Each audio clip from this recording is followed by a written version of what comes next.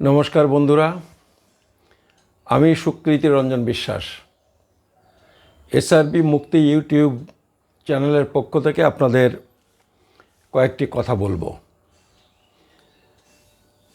অনেকেই জানতে চাইছেন যে নির্বাচন এসে গেছে, এই নির্বাচনে কাকে সমর্থন করা উদ্বাস্তুদের নাগরিকত্বের জন্য ঠিক হবে, কাকে সমর্থন করলে উদ্বাস্তুদের নাগরিকত্ব সমস্যার সমাধান হওয়ার পথে কিছুটা এগোনো যাবে, কিছুটা উদ্বাস্তুরা স্বস্তি পাবেন। এই প্রশ্নটা বারবার আসছে। আমি অনেকের কাছ থেকে শুনেছি যে আলটিমেটলি যা অবস্থা তাতে বিজেপি যদি ক্ষমতায় যেতে পারে তাহলে যারা সরকারে থাকবেন তাদের উপরেই বেশি করে ভরসা করা দরকার। ফলে বিজেপির সম্ভাবনা যদি বেশি থাকে তাহলে বিজেপির উপরই ভরসা করা উচিত। তাদের কেউ কেউ ভাবছেন যে বিজেপির ক্ষমতায় ফেরার সম্ভাবনাটা বেশি, আবার কারুর তারা হিসেব দিয়ে বলছেন যে বিজেপি 2024 সালে তাদের ক্ষমতায় আসার সম্ভাবনা যতটা সহজ বলে আগে মনে হচ্ছিল এখন অতটা সহজ নয়। ফলে যদি বিরোধী ইন্ডিয়া জোট ক্ষমতায় আসে তাহলে কি উদ্বাস্তুদের নাগরিকত্বের সুরাহা হবে বা উদ্বাস্তুদেরকে একটু সুবিধা হবে, এরকম প্রশ্নও কেউ কেউ করেছেন। আমি আপনাদের সবাইকে বলবো যে দেখুন, এই যে নাগরিকত্বের সমস্যা নিজের এবং পরিবারের, প্রতিবেশীর, এইটা একটা অত্যন্ত গুরুত্বপূর্ণ সিদ্ধান্ত। আমার ধারণা আমরা সংসারে পরিবারে বাস করতে গিয়ে যে সমস্ত সিদ্ধান্ত নিই, অনেক জটিল সিদ্ধান্ত আমাদের নিতে হয়, ঝুঁকিপূর্ণ সিদ্ধান্ত নিতে হয়, ভুল হলে খেসারত দিতে হয়। কিন্তু নাগরিকত্বের প্রশ্ন এমনই একটা প্রশ্ন যেটাতে ভুল করলে এবং আগামী দিনের গভর্নমেন্ট যদি উদ্বাস্তুদের প্রতি বিরূপ হয়, একই সাথে যদি উদ্বাস্তুরা সিদ্ধান্ত নিতেও ভুল করেন, তাহলে তার যে খেসারত দিতে হবে সেটা হয়তো কয়েকটা প্রজন্ম ধরে এই খেসারতটা দেওয়ার প্রয়োজন হয়ে পড়বে। কি দাঁড়াবে ভবিষ্যতে তার কোনো ঠিক নেই। আমি এই কথাগুলো বলছি একেবারেই আন্দাজে তা নয়। আপনারা দেখুন তিব্বতীদের জীবনের পরিণতি, যারা একসময় তিব্বত থেকে ভারতে এসে আশ্রয় নিয়েছিলেন। আপনারা দেখুন শ্রীলঙ্কায় সেখানকার উদ্বাস্তু তাদের জীবনের পরিণতি। আমি আমাদের কাছাকাছি দেশগুলোর কথা বলছি। আপনার রোহিঙ্গাদের অবস্থা দেখুন, তাদের জীবনের পরিণতি। ফলে এইগুলো দেখেই এই আশঙ্কা, আর আমরা তো এটার ভুক্তভোগী। কিন্তু আমাদের যে ভোগান্তি তার সঙ্গে অন্যান্য যাদের কথা বললাম তাদের কিন্তু ভোগান্তির তুলনা হয় না। তারা অনেক বেশি সমস্যায় ভুগছেন, বহুকাল ধরে এই সমস্যায় ভুগছেন। ফলে এই রকম একটা প্রশ্নে আমরা কাউকে নির্দেশ দিতে পারি না, এটা সম্ভব নয়। সেই জন্যে আমরা কিছু ইতিহাসের ঘটনা পারিপার্শ্বিক নানান ঘটনাবলী, কিছু তথ্য অতীতের, এগুলো আপনাদের সামনে, যেটা হয়তো আপনাদের কাছে সবটা নেই, আমরা তুলে ধরতে পারি। সেখান থেকে সিদ্ধান্ত আপনাদের নিতে হবে। আমি এখনকার যে দুটো বড় দল, কেন্দ্রে বিজেপি, রাজ্যে তৃণমূল, আমি এই দুই দলের অতীত ভূমিকা নিয়ে কিছু আলোচনা করব। আজকে হয়তো আমি বিজেপি দল, বিজেপি সরকারের ভূমিকা নিয়ে কিছু কথা বলবো। পরের ভিডিওটাতে আমি তৃণমূল দল, তার সরকারের খুব অতীতে যাব না, এই 20-30 বছরের মধ্যকার যে ঘটনাবলী, সেই ইতিহাসের কিছু কিছু ঘটনা, সবটা তো আমি বলতে পারবো না, যেটুকু আমার নলেজে আছে, যেটুকু আমি জানি, সেইটুকু আমি আপনাদের বলবো। আর তারপরে যদি সম্ভব হয় কংগ্রেস, সিপিএম, তাদেরও অতীত আছে এই প্রশ্নে, তাহলে একটা তৃতীয় ভিডিও হয়তো আমি করব। তা আমি আজকে আপনাকে বিজেপি সম্পর্কে 2-4টে কথা বলি। আমি এই মোটামুটি 25 বছরের মধ্যে বিষয়টাকে আমি সীমাবদ্ধ রাখার চেষ্টা করছি। 25 বছর কেন? 25 বছর হলো একটা নতুন অধ্যায় উদ্বাস্তুদের জীবনে। সেটা হলো এই 25-26 বছরের আগে উদ্বাস্তুদের মানুষের জীবনে বহু কষ্ট, বহু সমস্যা, এগুলো ছিল, আছে, এবং তার বিরুদ্ধে লড়াই সংগ্রামও হয়েছে। কিছু মিটেছে, কিছু মেটেনি, এইটা আছে। কিন্তু 20-25-26 বছর ধরে তাদের সমস্যাটা মূলত এই নাগরিকত্বের বিষয়টা নিয়ে ঘুরপাক খাচ্ছে। আমি এই যে 25-26 বছরের যে ইতিহাস, সেই ইতিহাসের প্রত্যক্ষ সাক্ষী। এই আন্দোলন, এই লড়াই সংগ্রামের মধ্যে আমি ছিলাম, আছি, এই কারণে আমি এই সময়টাকে বেছে নিচ্ছি। আমি এর আগেও একটা ভিডিওতে বলেছি যে বিজেপি ক্ষমতায় এসেছে 1997-98 সালে। প্রথমে 13 দিন তার ক্ষমতায়, মানে তার সরকার টিকে ছিল। অটল বিহারী বাজপেয়ী তখন প্রধানমন্ত্রী। তারপরে আবার তারা ক্ষমতায় এলেন, সেবারে তাদের সরকার টিকে ছিল 13 মাস। ওটা 13 দিন, এটা 13 মাস। তারপরে 1999 সালে তারা একটা 5 বছরের জন্যে সরকার তৈরি করে।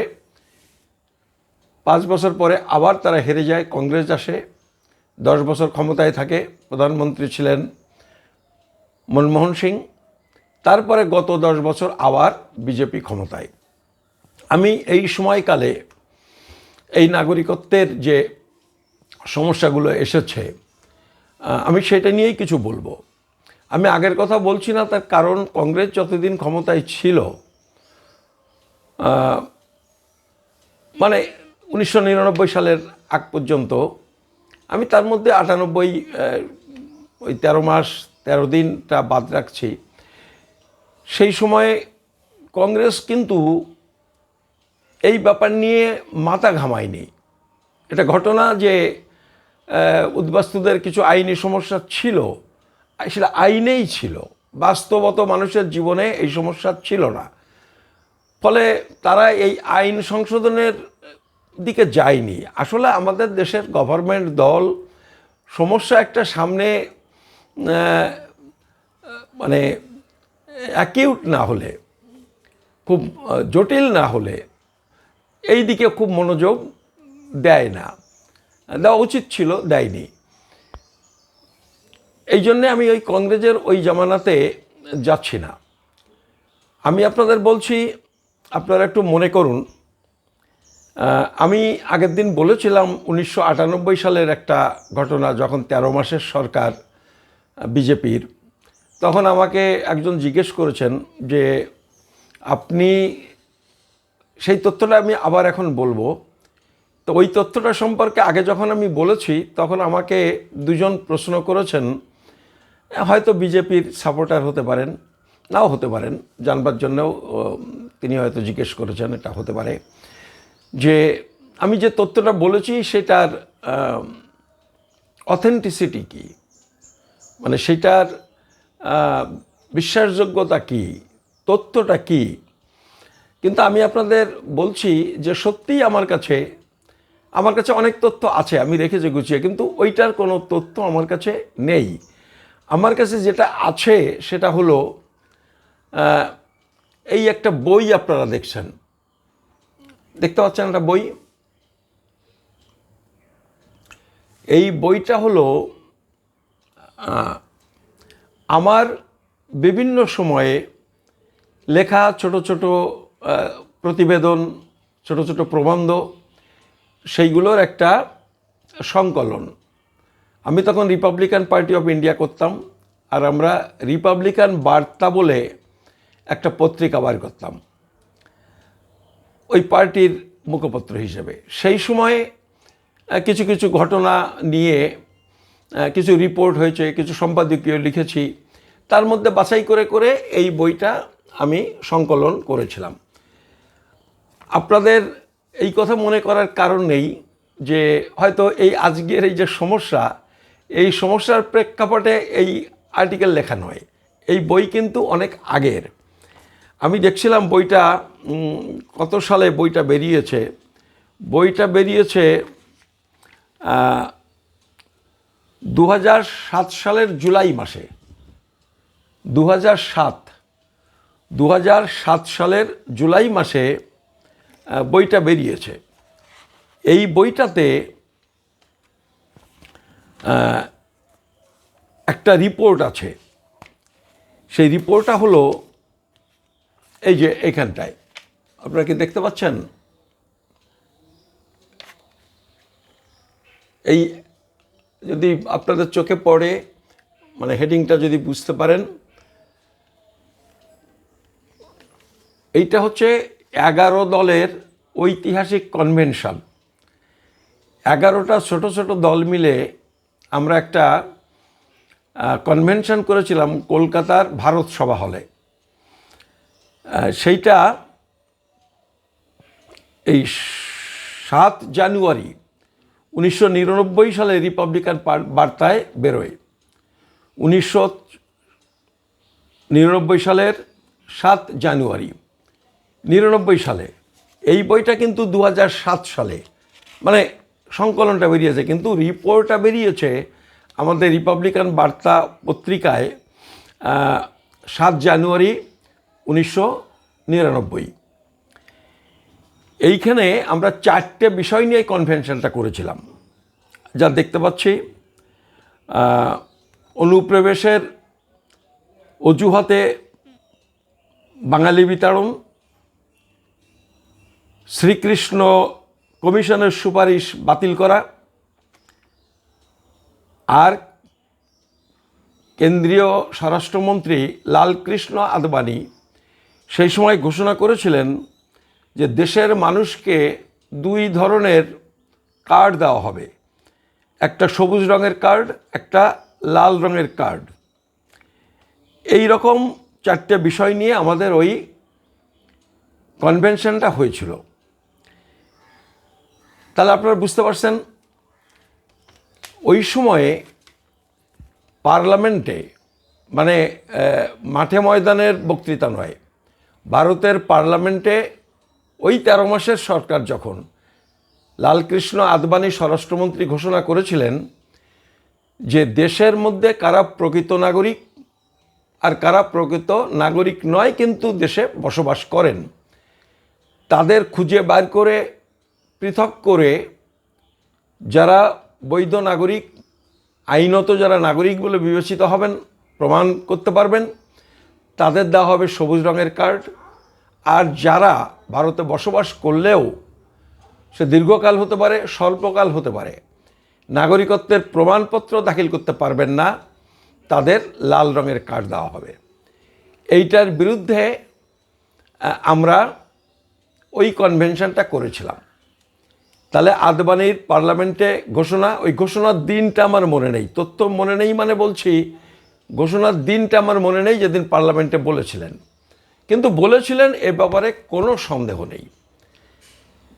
সেটার জন্যই আমরা এই কনভেনশনটা করেছিলাম। কনভেনশনটা হয়েছিল 31শে অক্টোবর 1998 সালে, আর রিপোর্টটা রিপাবলিকান বার্তায় বেরিয়েছিল 7 জানুয়ারি 1999 সালে। তাহলে বিজেপির দেখুন একটা ভাবনা চিন্তা, মানে বিজেপিকে বুঝতে গেলে এইগুলো তো একটু প্রয়োজন।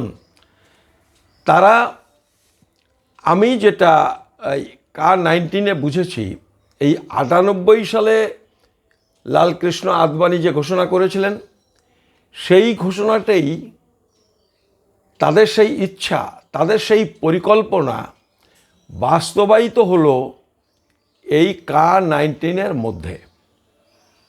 কেন বলছি এই কথা? বলছি এই কারণে, K-19 1948 সালের 19শে জুলাই থেকে 2014 সালের 31শে ডিসেম্বর, এই সময়কালের মধ্যে যে মানুষগুলি ভারতে এসেছেন, তাদের মধ্যে যাদের বৈধ জন্মের সার্টিফিকেট বা বাইরে থেকে এসে যারা নাগরিক সার্টিফিকেট বাই রেজিস্ট্রেশন হোক বা বাই ন্যাশনালাইজেশন হোক, এই নাগরিক সার্টিফিকেট যারা অর্জন করেননি, তাদের কি বলেছে? তাদের বলেছে ভারতে বৈধ বসবাসকারী। 2014 পরে যারা, তারা কিন্তু অবৈধ বসবাসকারী। 2014 আগে যারা, তারা বৈধ বসবাসকারী, কিন্তু তার মধ্যে অনেকেই বেনাগরিক। তাহলে এই যে বেনাগরিক কিন্তু ভারতে বৈধভাবে বসবাস করতে দেওয়ার আইন তৈরি হলো, এইটাই হচ্ছে 1998 সালে লালকৃষ্ণ আদবানি পার্লামেন্টে ঘোষণা করেছিলেন যে তাদের থাকতে দেবেন, কিন্তু নাগরিক অধিকার দেবেন না, লাল কার্ড দেবেন। সেইটা তখন বলেছিলেন পার্লামেন্টে, আর আজকে সেইটা আইন করে পাশ করা হলো। আমি এইটা বুঝেছি। এইটা একটা জায়গা। 2 নম্বর একটা জায়গা দেখেন, যে একটা দল, যে দল বলছেন, মুখে যখন বলছেন, নেতারা বক্তৃতা করতে করতে কেঁদে পড়ছেন যে কি অত্যাচার পাকিস্তান এবং বাংলাদেশে হিন্দুদের উপর হয়েছে, হিন্দুর মা বোনদের উপরে হয়েছে, ইত্যাদি ইত্যাদি যতটুকু ঘটনা, তার সাথে আরও খানিকটা রং চড়িয়ে এমনভাবে তারা বলছেন যাতে মানুষ উত্তেজিত হয়ে যান, সত্য মিথ্যা জুড়ে তারা এটা করছেন। তা আমি ধরে নিলাম যে সবটাই সত্য বলছেন। তা সবটাই যদি সত্য বলবেন এবং তাদের এই কান্না যদি প্রকৃত কান্না হয়, কুমিরের কান্না যদি না হয়, তাহলে প্রথম সুযোগে 2003 সালে অটল বিহারী বাজপেয়ী একটা 5 বছরের জন্য স্থায়ী সরকার গঠন করলেন। সেই সময়ে 2(1)(b)টা তিনি কেন করলেন? নাগরিকত্ব আইনের 2(1)(b), 2(1)(b), এইটা কেন করলেন? কি আছে 2(1)(b)তে? 2(1)(b)তে আছে অনুপ্রবেশকারী কারা, তার সংজ্ঞা দেওয়া হয়েছে। এবং সেইখানে তারা বলেছেন যে বিনা অনুমতিতে, পাসপোর্ট ভিসা বা অন্য কোনো অনুমতি, বিনা অনুমতিতে কেউ যদি ভারতবর্ষে এসে থাকেন বা অনুমতিপত্র নিয়ে এসেও অনুমতির সময়সীমা পেরিয়ে যাওয়ার পর যদি কেউ ভারতের থেকে গিয়ে থাকেন, তাহলে তিনি অনুপ্রবেশকারী। শুধু অনুপ্রবেশকারী তা বলেননি, তারপরে আরও একটু বলেছে যে তিনি অনুপ্রবেশকারী এবং এই অনুপ্রবেশকারীরা কোনোভাবে ভারতে নাগরিকত্ব পাবে না। কোনোভাবে বলছি কেন? ভারতে নাগরিকত্ব পাওয়ার 5টা পথ আছে। একটা হচ্ছে বাই বার্থ, 2 নম্বর হচ্ছে বাই রেজিস্ট্রেশন, 3 নম্বর হচ্ছে বাই ন্যাশনালাইজেশন, 4 নম্বর হচ্ছে বাই ডিসেন্ট, 5 নম্বর হচ্ছে by incorporation of new territory. তো বলছে এই 5টা পথের কোনোটাতেই তিনি নাগরিকত্ব পাবেন না যদি তিনি অনুপ্রবেশকারী হন। তো এই যে অনুপ্রবেশকারী ঘোষণা করা হলো, কাদের অনুপ্রবেশকারী ঘোষণা করা হলো, বাস্তবত কাদের ঘোষণা করা হলো? থিওরিটিক্যালি যে কেউ আসলে অনুপ্রবেশকারী, ঠিক আছে, এটাতে আমরা বুঝলাম, কিন্তু বাস্তবত কাকে ঘোষণা করা হলো? এই অনুপ্রবেশকারী আইনটা তো এমনি করা হয়নি। দেশের মধ্যে একটা সমস্যা আছে বলে না নতুন একটা সংশোধনী হলো। একটা আইন আছে, সংশোধনটা কখন হবে? যখন দেখে সত্যি সত্যি কিছু সমস্যা রয়েছে, সেই সমস্যার মোকাবেলা করার জন্য, সেই সমস্যার মীমাংসা করার জন্যে অ্যামেন্ডমেন্ট হয়, সংশোধন হয় আইন। তাহলে মানুষ ছিলেন বিনা অনুমতিতে এসছেন, তখন তারা অনুপ্রবেশকারী। এই কারা সেটা আমার মনে হয় বিজেপি করুন, তৃণমূল করুন, সিপিএম করুন, কংগ্রেস করুন, বা অন্যান্য যে কোনো দলই করুন, সবাই বোধহয় এই প্রশ্নটাতে আমার সাথে একমত হবেন যে ভারতে বাইরে থেকে এসেছেন মূলত হিন্দুরা, আর পশ্চিম পাকিস্তানের ক্ষেত্রে বা পাঞ্জাবের ক্ষেত্রে মূলত হিন্দু এবং শিখ। আর যারা এসেছেন অল্প অল্প মানে একেবারেই অল্প, তার সাথে এই দুটো সম্প্রদায় যত মানুষ এসেছেন তার তুলনা হয় না।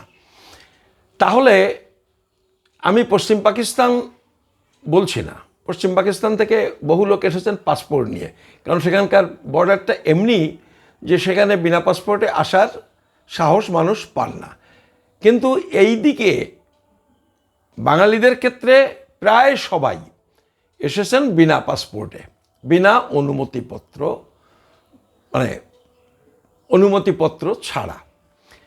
তাহলে কাকে করা হলো, কাকে ঘোষণা করা হলো অনুপ্রবেশকারী? কারা করলো ঘোষণা? বিজেপি ঘোষণা করলো মূলত হিন্দুদের অনুপ্রবেশকারী ঘোষণা করলো 2003 সালে অটল বিহারী বাজপেয়ীর সময় ক্ষমতায় প্রথমবার একটা স্থায়ী সরকার গঠন করে। তাহলে সত্যিই যদি হিন্দুদের প্রতি তাদের দরদ হয়, মানে এই কান্নাটা যদি কুমিরের কান্না না হয়, তাহলে ওই আইনটা কেন করলেন? দেখবেন এখন বলতে গেলে ওরা হয়তো একটা যুক্তি দিতে পারেন যে ওটা মোদি সরকার না, ওটা অটল বিহারী বাজপেয়ীর সরকার। কিন্তু এই কথা বললে তো হয় না। আদবানি এর কথা যেটা বলছি, তিনি এখনও আছেন, তো একই দল, এবং তারা মোটামুটি তাদের 2003 সাল, 1999 সাল এবং আজকে তাদের নীতি নৈতিকতা, তাদের চিন্তা ভাবনার মধ্যে তেমন কোনো উল্লেখযোগ্য পার্থক্য নেই। এটা বোধহয় সবাই আমার সাথে একমত হবেন। তারা এটা করলেন। আরও লক্ষ্য করার বিষয় যেটা তারা করলেন, হিন্দুদের অনুপ্রবেশকারী ঘোষণা করলেন, কিন্তু দেখুন মানুষকে বিভ্রান্ত করবার জন্যে, ভুল বোঝাবার জন্যে, বোকা বানাবার জন্যে তারা ঠিক 2003 সাল থেকে তাদের যে সংঘ পরিবার, আরএসএস, বজরং দল, যা যা তাদের সংগঠন আছে, রাজনৈতিক দল তো বটেই, তারা কি প্রচার শুরু করলেন যে হিন্দুরা শরণার্থী, মুসলমানরা অনুপ্রবেশকারী। আপনারা মনে করুন 20 বছর আগের কথা আপনারা একটু মনে করুন, দেখবেন ঠিক এইটা করেছিলেন।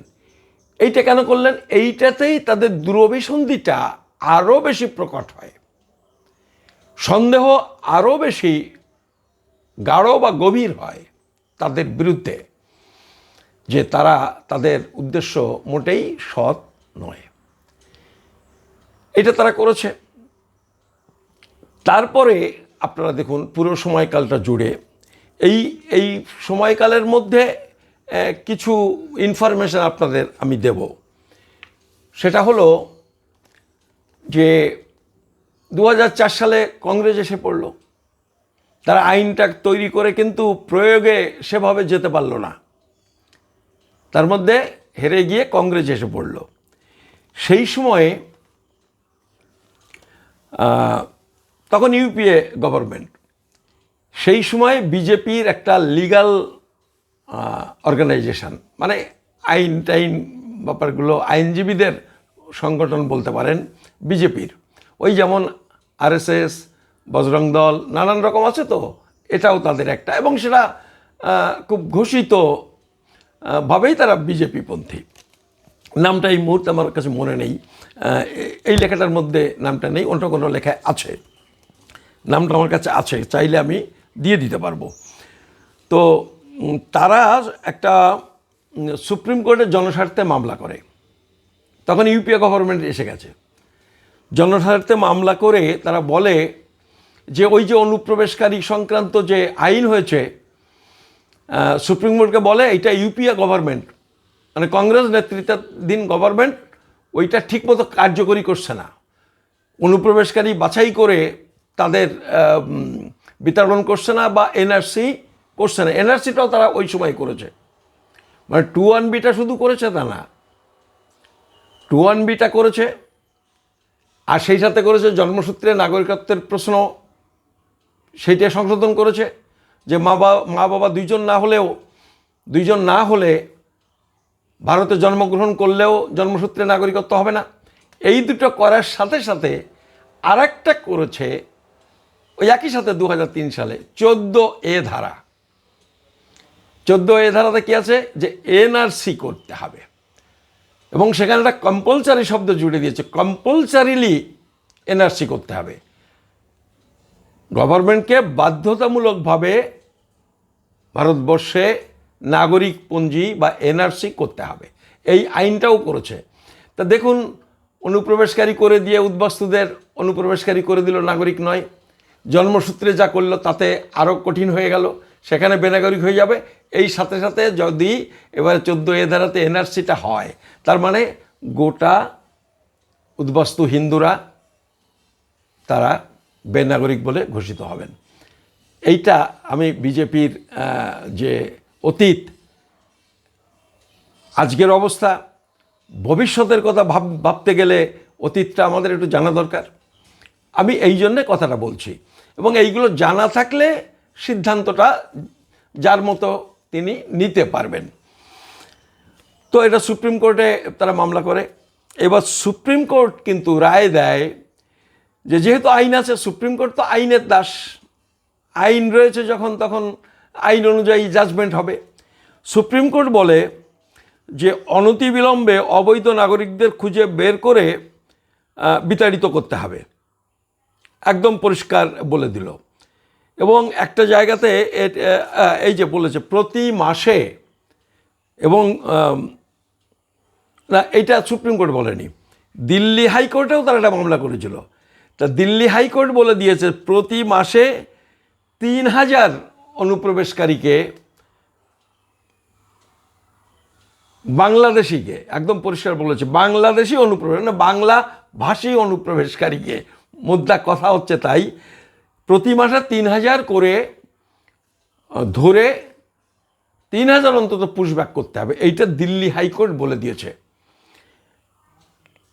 এইটা আনন্দবাজারে আপনারা পাবেন 18ই মার্চ 2005 তারিখে, আনন্দবাজারের রিপোর্ট, যে এই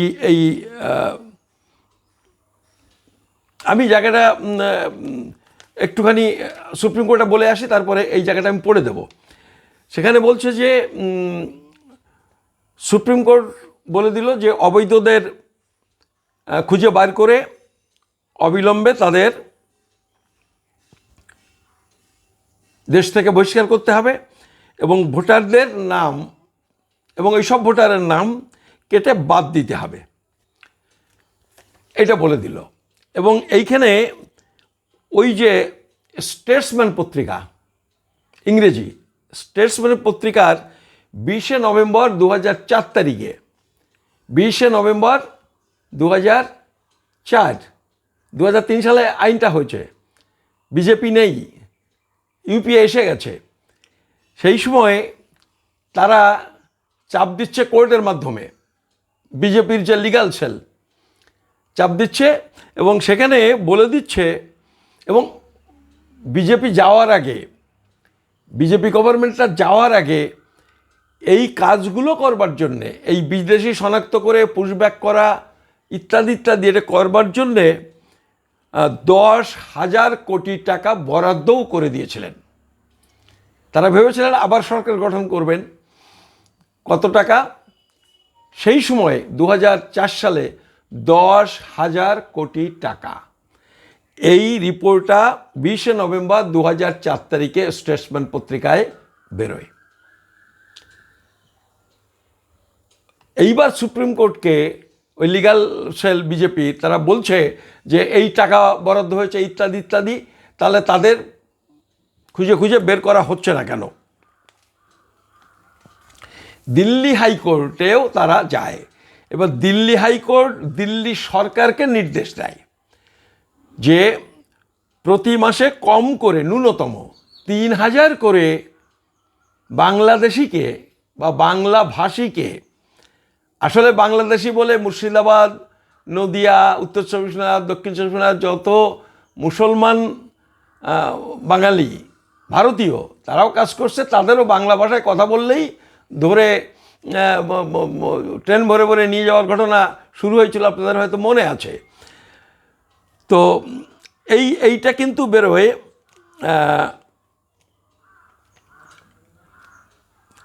দিল্লি হাইকোর্ট দিল্লি সরকারকে নির্দেশ দেয় প্রতি মাসে ন্যূনতম 3,000 বাংলাদেশিকে শনাক্ত করে সে দেশে পাঠাতে হবে। কোর্টের নির্দেশ মাফিক সরকার কাজ না করায় জনস্বার্থকারীরা আবার কোর্টের দ্বারস্থ হন, কিন্তু সেই অনুযায়ী গভর্নমেন্ট কাজটা করছিল না। তখন তো ইউপিএ এসে গেছে, বিজেপি ক্ষমতা নেই, যে জন্যই তারা ওইটা সেভাবে করছে না, লোকজনকে ধরে ধরে পাঠাচ্ছে না। সেই জন্য তারা আবার জনস্বার্থে মামলা করে। এবার মামলা করে সুপ্রিম কোর্টে। এবার সুপ্রিম কোর্ট কী রায় দেয়? সুপ্রিম কোর্ট বলছে বাংলাদেশি অনুপ্রবেশকারীদের নিয়ে কি ব্যবস্থা নেওয়া হচ্ছে তা 2 সপ্তাহের মধ্যে সুপ্রিম কোর্টকে জানাতে হবে। মানে ওই যে নির্দেশগুলো কার্যকরী হচ্ছে কি হচ্ছে না, ইউপিএ গভর্নমেন্ট করছে কি করছে না, সেইটা 2 সপ্তাহের মধ্যে সুপ্রিম কোর্টকে জানাতে হবে। এই রিপোর্টটা বেরোয় 18 মার্চ 2005 তারিখে আনন্দবাজারে। দিল্লি হাইকোর্ট বাংলাদেশিদের জমি জমা সম্পত্তি কেড়ে নিয়ে তাদের ভারত থেকে বের করে দেওয়ার নির্দেশ দেয়। বাংলাদেশিদের রেশন কার্ড ও অন্যান্য সুযোগ সুবিধা কেড়ে নেওয়ার নির্দেশ দেয়। এইটা বেরোয় আনন্দবাজার 17 মার্চ 2005 তারিখে। তাহলে দেখুন যে উদ্যোগটা, যে ব্যবস্থাটা বিজেপি গভর্নমেন্ট করেছিল, হঠাৎ হেরে যাওয়ায় সেখানে কংগ্রেস গভর্নমেন্ট এসে পড়েছে। তারা কার্যকরী করছে না বলে একবার হাইকোর্টকে দিয়ে একবার সুপ্রিম কোর্টকে দিয়ে তাদের উপর চাপ সৃষ্টি করছে যাতে তারা এটা কার্যকরী করে বাধ্য হয়। এবং তারা বলছে যে গভর্নমেন্ট অলরেডি 10,000 কোটি টাকা এই সমস্ত কাজের জন্যে বরাদ্দ করেছে, এটা করা হবে না কেন? আর সেই সময় আপনারা জানেন যে এই কোর্টগুলোর রায়ের ফলে বিভিন্ন জায়গাতে গভর্নমেন্ট কাজ করতে বাধ্য হয়। সেই মালকানগিরিতে শেষ পর্যন্ত বিজেপি গভর্নমেন্ট, ওটাতে সমস্যা ছিল না, তাদের নিজেরই মালকানগিরিতে নিজেদেরই গভর্নমেন্ট, বিজেপি গভর্নমেন্ট মালকানগিরিতে 1,000 জনকে তারা দেশ থেকে বহিষ্কারের নোটিশ দিয়েছিল। কোন জেলায়? উড়িষ্যার মালকানগিরিতে। আর কেন্দ্রপাড়াতে নোটিশ দিয়েছিল 1,551 জনকে। বিজেপিকে চেনার জন্য আমি এই সমস্ত কথাগুলো বলছি। ওই সময়ে ওই মালকানগিরি আর নবরঙ্গপুর থেকে 30 জনকে বাংলাদেশে ফেরত পাঠাবার চেষ্টা হয়। তা বাংলাদেশে 30 জনকে ফেরত পাঠাতে পারেনি, আসাম বর্ডার দিয়ে পাঠানোর চেষ্টা হয়েছিল, 27 জনকে পাঠাতে পেরেছিল। 3 জন ওই বাংলাদেশ নিচ্ছে না, এরা ফেরত নেবে না, এরকম টানাপোড়েনে 2-3 দিন ওই নো ম্যান্স ল্যান্ডে পড়েছিল। 3 জন ওখান থেকে হাওয়ায় গেছিল। অনেকে মনে করেন যে তারা আসলে মারা গেছিলেন, মারা পড়ে গেছিলেন, গুলিগোল্লা চলেছিল হয়তো, এইটা অনেকে মনে করেন। আর সেই সময় আনন্দবাজারে 10 মার্চ 2005 তারিখে 2005 সালের 10 মার্চ আনন্দবাজার লিখছে শুধুমাত্র উত্তর 24 পরগনায় 1 লাখ রেশন কার্ড বাতিল হয়েছিল। তখন বামফ্রন্ট গভর্নমেন্ট। কিন্তু বামফ্রন্ট গভর্নমেন্ট থাকলে কি হবে, কোর্ট কিন্তু এই ব্যাপারে চাপ সৃষ্টি করছিল। তো এইগুলোতে আমরা খানিকটা বিজেপি চরিত্রটা বুঝতে পারি। আমি ওই সময়ের আর 2-1টা উদাহরণ আপনাদের দিই। এইটা হচ্ছে অনির্বাণ রায় বলে আনন্দবাজার পত্রিকার একজন সাংবাদিক, তিনি একটা রিপোর্ট লিখছেন জলপাইগুড়ি থেকে। আনন্দবাজারের 5 ফেব্রুয়ারি 2006 তারিখের রিপোর্ট, 5 ফেব্রুয়ারি 2006 তারিখে। সেখানে বলছেন যে 5টা পরিবারের বিরুদ্ধে বিজেপি নালিশ করেছে, তারা বাংলাদেশি, যদিও তাদের ভোটার তালিকায় নাম আছে। তার মধ্যে সিপিএমের কেউ ব্রাঞ্চ কমিটির সম্পাদক, কেউ সিপিএমের ছাত্র সংগঠন এসএফআইয়ের স্থানীয় কলেজের যে ইউনিট তার সভাপতি, মানে বিপি, এইসবগুলো আছে। এইগুলো নালিশ করেছে কারা? বিজেপি। উত্তরবঙ্গে তারা কাজটা অনেক আগে থাকতে শুরু করেছে। আজকে এই যে ওই এলাকায় সবগুলো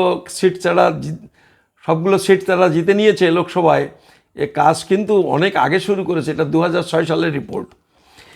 তো এই সময় জলপাইগুড়ি সদরের মহকুমা শাসক ছিলেন প্রভু দত্ত ডেভিড। তিনি বলছেন কোর্ট সমস্ত অভিযোগই খতিয়ে দেখা হবে। মানে বিজেপি যে অভিযোগগুলো করেছে, সিপিএমের বিরুদ্ধে করেছে, সিপিএম ক্ষমতায়, কিন্তু তবুও আইন যেহেতু বিরুদ্ধে, সিপিএম কিন্তু তার এই যে ব্রাঞ্চ কমিটির সেক্রেটারি, স্থানীয় কলেজের এসএফআইয়ের ভিপি রক্ষা করতে পারেনি, তারা জেল খেটেছে।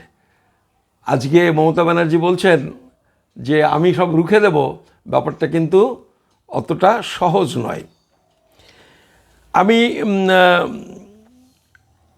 ওই জায়গাটা হলো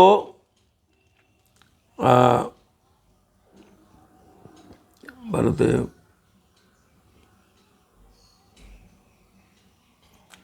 এই জায়গাটা হলো ওই গোমস্তপাড়া সরকারপাড়া। এই জায়গার সিপিএম শাখা কমিটির ব্রাঞ্চ কমিটির সেক্রেটারি দিলীপ বাবু, তারপরে আরও 2-1জনের বিরুদ্ধে, যারা সিপিএম করেন তাদের বিরুদ্ধে নালিশ করেছে। তারা বলছেন যে তারা আগে ছিলেন নদিয়ায়, সেখান থেকে জলপাইগুড়িতে গেছেন, তাদের বিরুদ্ধে অভিযোগ করেছে, বিজেপি করেছে। ওই সময় বিজেপি আর যাদের বিরুদ্ধে করে তারা সরকার পাড়ার বাসিন্দা গৌরচন্দ্র দাস। তিনি বলেছেন যে 1994 সালে তিনি জমি জমা কিনেছেন, ভোটার তালিকায় নাম আছে, সব আছে, কিন্তু তার সত্ত্বেও তার বিরুদ্ধে বাংলাদেশি বলে বিজেপি অভিযোগ করেছে। তারপরে মোহিতনগরের গৌরীহাটের বাসিন্দা শ্রীদামশীল এবং তার পরিবারের লোকজনকে বিদেশি বলে অভিযোগ করেছে বিজেপি। ময়নাগুড়ি বিধানসভার নির্মল সরকার, পরিমল সরকারের নামে নালিশ করেছে তারা। আর পঞ্চম অভিযোগ, এই 4টে হয়েছে। পঞ্চম অভিযোগটা হলো যে বামুনপাড়ার বাসিন্দা বিজেপির সম্পাদক হচ্ছেন ওই সময় বিজেপি সম্পাদক রঞ্জিত সাহা। তিনি অভিযোগগুলো করেছেন এবং দাবি করেছেন পূর্ণাঙ্গ তদন্ত হোক, যে আমি মিথ্যে কথা বলছি কিনা। হয়তো বিজেপির এই নেতা রঞ্জিত সাহা মিথ্যে কথা বলেননি, তারা সত্যিই বাংলাদেশ থেকে এসছেন 20 বছর 10 বছর আগে, কিন্তু এই নালিশগুলো বিজেপি করেছে। বাংলাদেশি বলে এই অভিযোগগুলো তারা করেছে। শুধু তারা করেছে না, তা শুধু তারা করেনি, অন্য অন্য দলও করেছে। বিষয়টা হচ্ছে পার্টির গোলমাল, কিন্তু অস্ত্র হলো নাগরিকত্ব। সবাই ভোটার, সবার রেশন কার্ড আছে, সবার সমস্ত কাগজপত্র আছে, কিন্তু নালিশ তারা করছেন। ফলে আজকে এই যে কথাটা বলছেন যে ভোটার কার্ড আধার কার্ড থাকলেই তিনি নাগরিক, এটাও একটু বুঝতে হবে।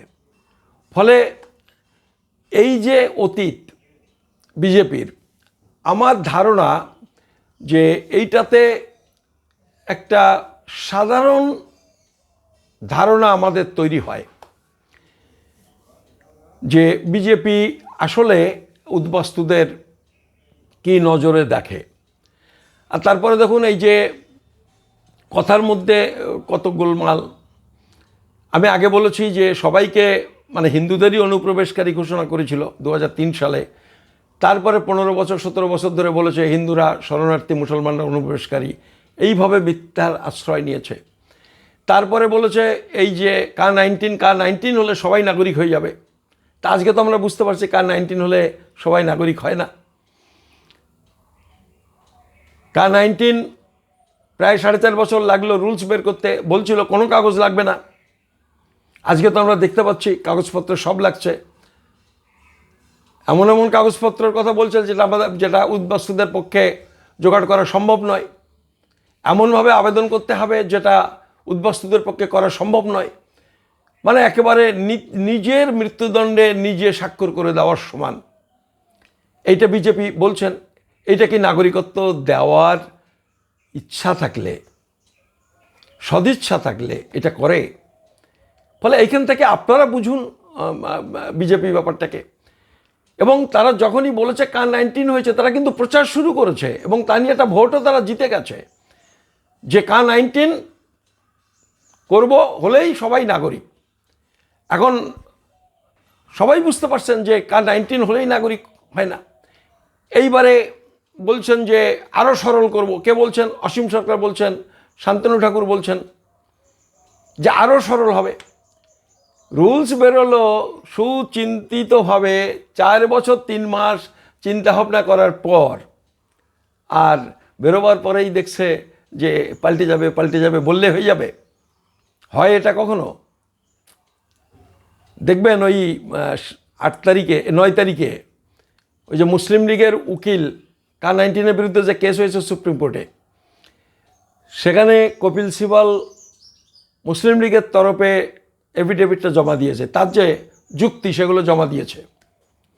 ডিটেলস জানতে পারিনি এখনও, কিন্তু এইটুকু একটা রিপোর্ট দেখলাম যে মুসলিম লীগের তরফে মুসলিম লীগের কি যুক্তি K-19 বাতিল করার, সেই কাগজটা এফিডেভিট আকারে জমা দিয়েছে কপিল সিবাল। সেখানে তিনি প্রশ্ন তুলেছেন যে আইনের সাথে রুলসের কিছু গোলমাল, যে রুলস পুরোপুরি আইন মোতাবেক হয়নি। হয়েছে কি হয়নি সেটা তো সহজ জবাবের পরে বোঝা যাবে, কিন্তু রুলসের বাইরে, এই আইনের বাইরে যে রুলস করা যায় না, এইটা তো আমরা বুঝতে পারছি। আর সেখানে যখন বাংলাদেশ, আফগানিস্তান, পাকিস্তান বলেছে, তখন তো প্রমাণ করতে হবে যে আপনি 3 দেশের কোন দেশ থেকে এসেছেন। আপনি 2014 সাল যখন বলেছে, তখন তোমাকে কাগজ দেখাতে হবে যে আপনি কবে এসেছেন। ফলে কাগজের সংখ্যা কিছু বাড়ানো যেতে পারে, কিন্তু এই জায়গা থেকে আমূল পরিবর্তন করা যাবে না, কিছু লাগবে না, এইটা হবে না। অসীম সরকারকে দিয়ে বলাচ্ছে মিথ্যে কথা। দরকার হলে কালকে বলির পাঠা তাদের করবে, নিজে বলছে না। শান্তনুকে তো বলাচ্ছে, বলির পাঠা হলে শান্তনু হবে। তারা বলবে আমরা তো জানি না, শান্তনু বলেছে, অসীম সরকার বলেছে। আপনি দেখুন ওই যে যখন ডিঅ্যাক্টিভেট হয়ে গেল আধার কার্ড ডিঅ্যাক্টিভেট হলো, স্বরাষ্ট্রমন্ত্রীর দপ্তর, ওই বৈষ্ণব কি যেন ও এটা দেখাশুনো করেন, তারা ঘোষণা করলো না ওটা যান্ত্রিক ত্রুটি, অমুক তমুক, এটা সেটা ঠিক করে দেওয়া হবে ইত্যাদি, তারা ঘোষণা করলো না। ঘোষণাটা করালো শান্তনু ঠাকুরকে দিয়ে। যদি কোনো রকম কিছু এদিক ওদিক হয় তো এইটা হবে বলির পাঠা, তারা এর দায়িত্ব নিচ্ছে না। তো এরকম বলছে আরও ভোটের পরে সব কিছু আরও সরল করা হবে ইত্যাদি ইত্যাদি।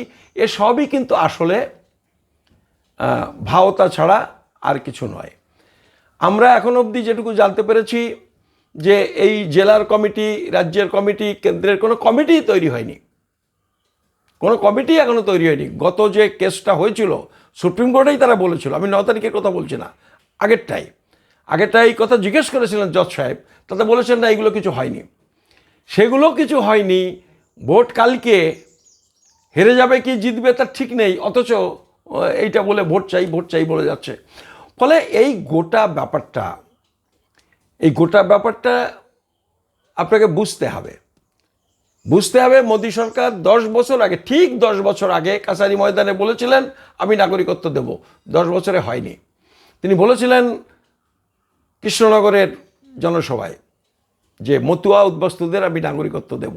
আজকে তার বিদায় নেওয়ার সময় হয়ে গেছে, তারা করেনি। অমিত শাহ এসেছিলেন, মোদী এসেছিলেন ঠাকুরনগরে, বলেছিলেন আমি এটা করে দেবো, সেও বহুদিন হয়ে গেল, আজও হয়নি। আবার ইলেকশনের পরে হবে। ফলে এইরকম একটা জায়গাতে দাঁড়িয়ে যারা আমাকে জিজ্ঞেস করছেন যে বিজেপির উপরে ভরসা করা যায় কি যায় না, তারা এইগুলো একটু বিচার বিবেচনা করে আপনারা সিদ্ধান্ত নিন। আপনাদের সবাইকে ধন্যবাদ, নমস্কার।